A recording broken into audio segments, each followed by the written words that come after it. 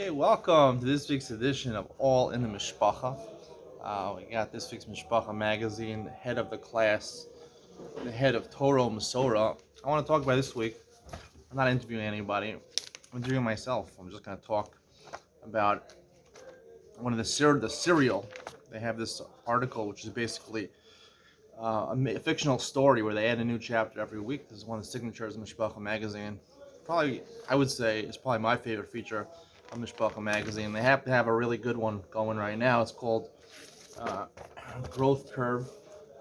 It's a story about an Avrich from who lives in Ramat Eshkol.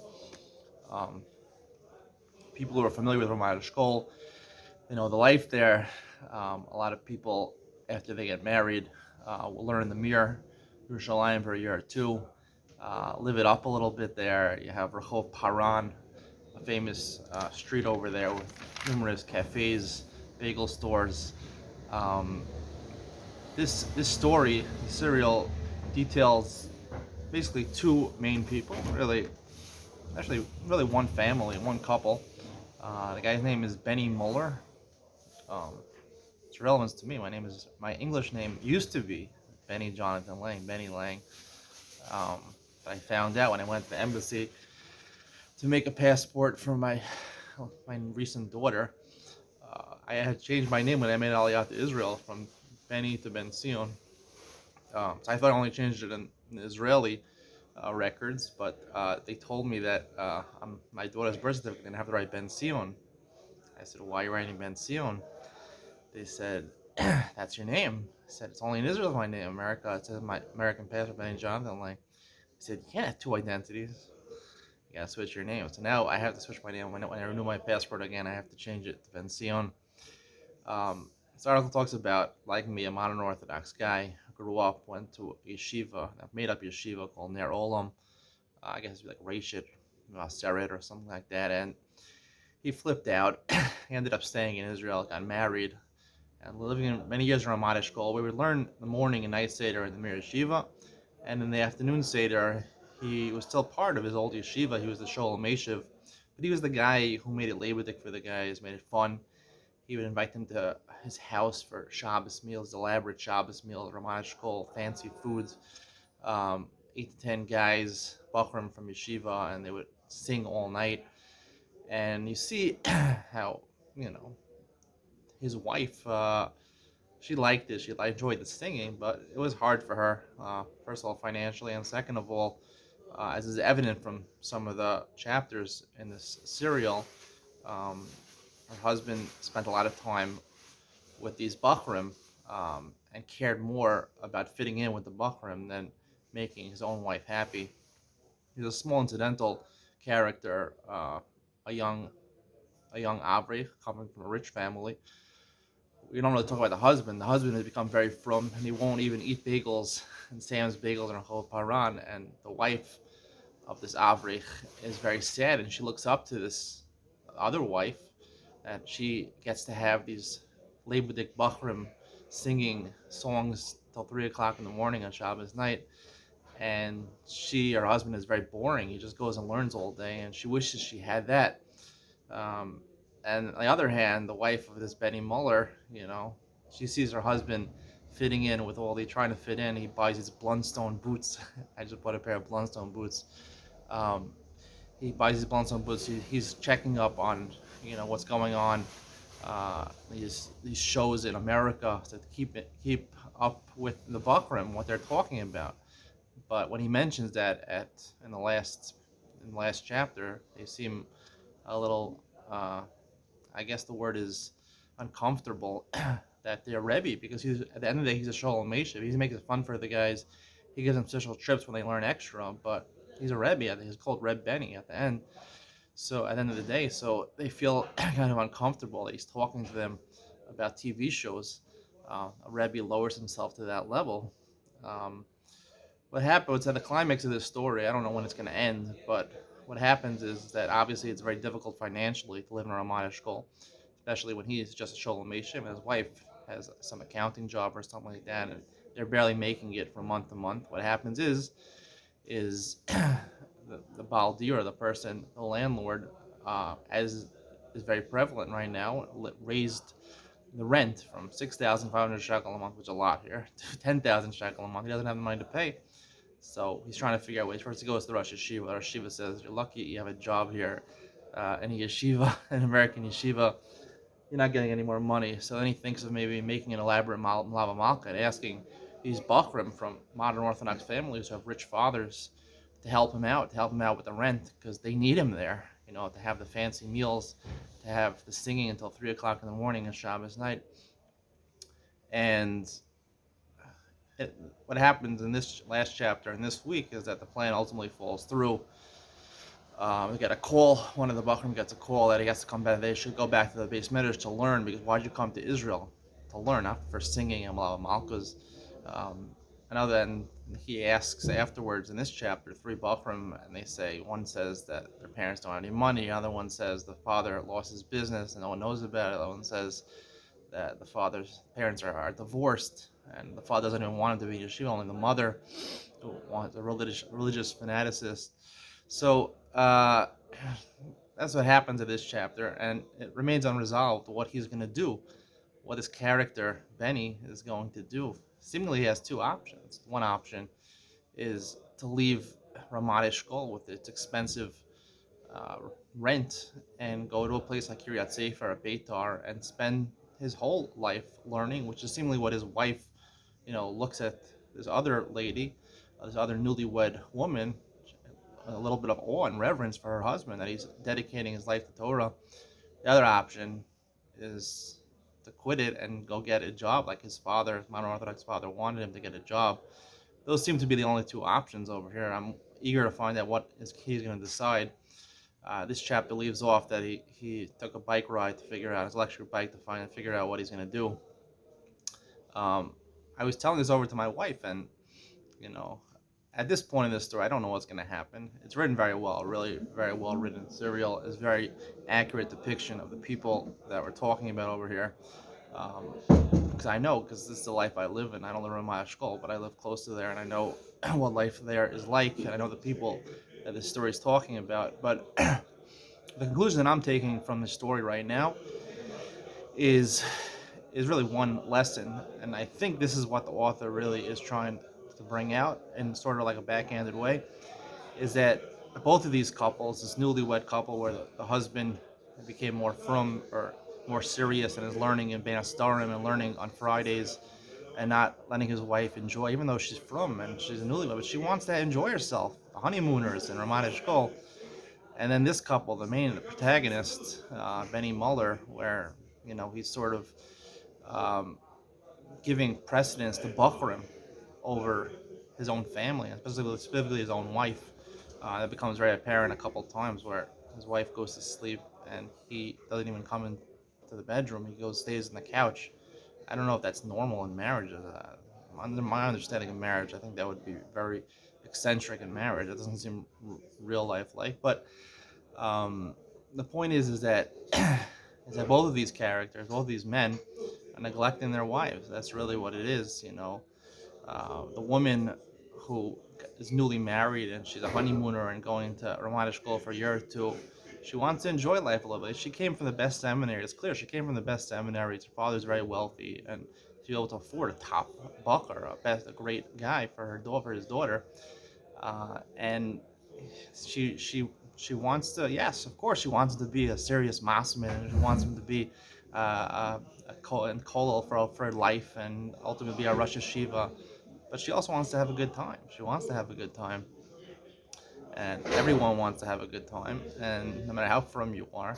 And she feels bad. And the other woman, she thinks is great that her husband is so labodik, so much fun with the Bachram coming over.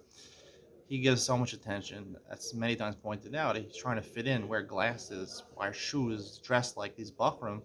Spend so much time thinking about staying up till 3 o'clock in the morning trying to answer their problems with their families, his Bachram, and neglecting the relationship with his own wife. And it's not really, the wives really don't talk about how they feel about their husbands, but I think that's what implied in the serial, is that oftentimes men, it's talking about Haredi people who are learning, but I think it applies to everyone in the world, whether you're in learning or you're in business. as life goes on, sometimes even at the beginning of the marriage, and certainly as marriage goes on, spouses grow further and further away from each other, and the wives often get neglected from their husbands uh, in the background of their husband's life, whatever their life is, as a Rosh Hashiva or as a big Makariv or a big businessman. Wives get lost in the shuffle. Um, I want to just point out two letters to the editor that appear at the beginning of this. One letter to the editor I think is very funny. The last one, Unfair Targeting, is titled Mother in America Who Sheps Endless Nachas from Her Children in Ramat Eshkol. She said, I'm an avid reader of Mishpacha and I enjoy it immensely. It truly does a magnificent job being relatable and fascinating. I am also impressed that the Rabbinical Board, if you didn't know this, Rabbinical Board reviews the content before it goes to print, ensuring a kosher read. However, I am deeply disturbed that the Rabbinical Board allows the Growth Curve serial to target a specific neighborhood and write negatively about it. My married children live in Ramat Eshkol and are serious B'nai Torah, living with true serious nefesh. We are offended by the portrayal of this neighborhood in our Ir HaKodesh, how this serial is promoting these presumptions. What, pray tell, is the author hoping to accomplish? If it's let the world know what they think is going on in Ramat Eshkol, what's the heter? What's the heter? It's an Isser going on writing in this serial. Even if the author lives in Ramat Eshkol or knows firsthand that all they write is 100% true, they have tremendous avos Israel and want to promote change, don't you know that in your face holy and now tone is counterproductive? Feel free to spread your message to the masses in a kosher, more anonymous way, but to make those living a beautiful life feel attacked and in the negative spotlight is wrong on every level. I respectfully request the serial be discontinued as it's a complete breach of Shmiras Halashon. The Rebbitzin, mother from America, obviously knows Hilchos Lashon Hara better than the Rabbinical Board of Mishpacha magazine. She feels that they have to take down the serial because they're saying negative things about Ramat Eshkol. I think this woman is missing the entire point of the serial. Obviously, Ramat Eshkol happens to be an example. She maybe is familiar, the author, with Ramat Eshkol scene, the details of it to be able to portray it accurately, but I really don't think she's targeting Ramat Eshkol. She's targeting marriages in general. Like I said, happens to be these are the characters in Ramat Eshkol. I will also read one more letter, which is not related to this article, but really brings home the point that I'm trying to bring over here. There was a couple weeks ago. They have this type of story called Double Take in Mishpacha magazine, where they make a fictional scenario where people could have two different vantage points. I didn't read the article a couple weeks ago, but they had one about a woman complaining from the community, complaining that the Rebbitzin, the wife of the rabbi, didn't come to her son's bar mitzvah, and she was upset about that. And the Rebbitzin, her viewpoint was that she was very busy; she doesn't have time to go to every bar mitzvah. So there's back and forth in the letters to the editor whether it is the role of the Rebbitzin of the community to be part of the bar mitzvah or not. I find this letter to be particularly interesting. The Rebbitzin real role is actually a Rebbitzin, a real rabbi, wrote in, to give her take on the issue. She writes, as a Rav's wife, I read the Double Take article in response in last week's Mishpacha with interest. I think the original story did a good job describing some of the burdens placed on the Rebbitzin, but missed out on describing their main role. The missing piece may have led last week's writer to find her lacking in doing her duty.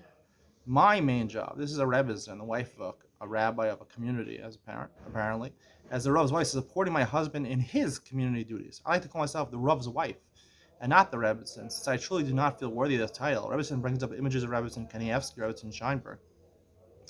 We decided for my husband to accept the position of becoming a Rav and to share his sitkus, sharing the sitkus of her husband, and expertise of dealing with both halakhic and emotional shilas and issues, and Torah shiurim with our wonderful community. We knew it would be a strain on our family.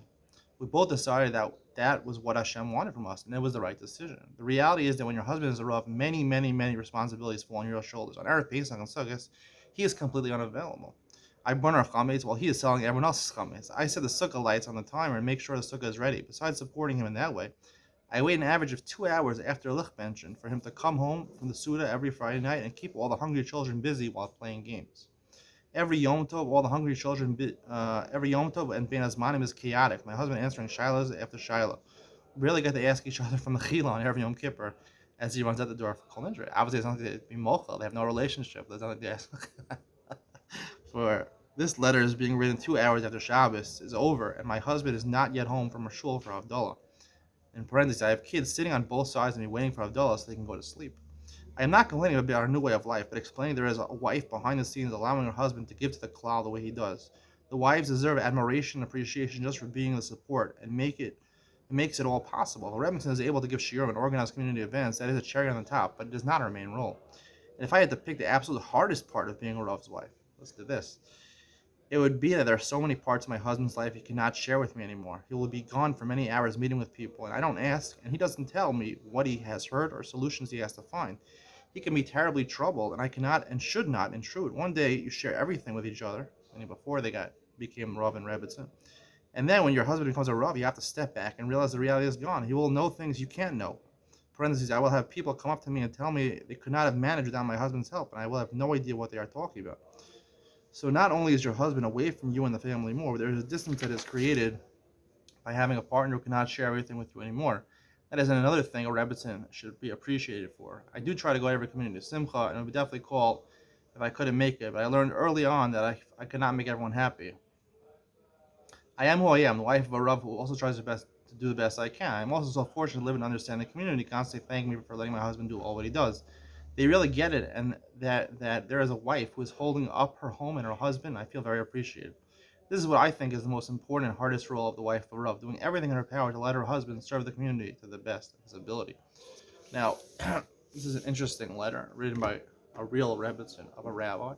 Um, to say that this is the life of every Rebbitzin and rabbi of a community, you could argue, but it's probably a good majority.